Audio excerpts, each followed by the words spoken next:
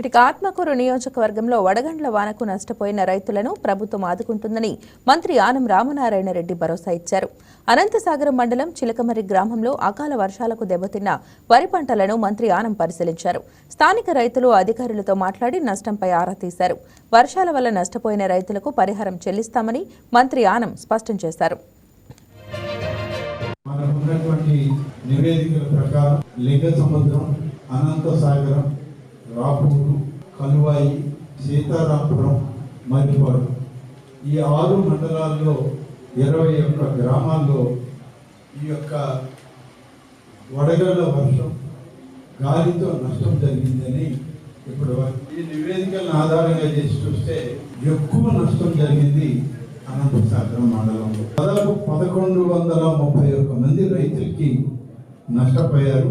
1054 ఎకరాల భూమిలో అని చెప్పి ఇవాళ అనంతసాగరంలో కూడా 9 గ్రామాలు 914 హెక్టార్ల భూమిలో వరి పంట నష్టమైంది.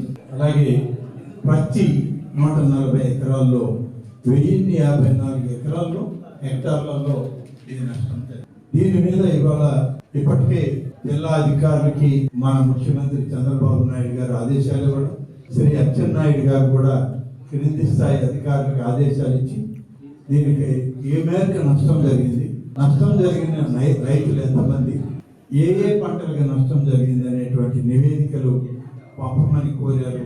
కోరిన మీదట అప్పటికప్పుడు తాత్కాలికంగా జరిగినటువంటి లెక్కల ప్రకారం చూస్తే 1469 మంది రైతులు, 21 గ్రామాలు, 1122 హెక్టార్ల భూమి వరి పంట, అలాగే 8 ఎకరాలు తెలుసాం 5 హెక్టార్లు.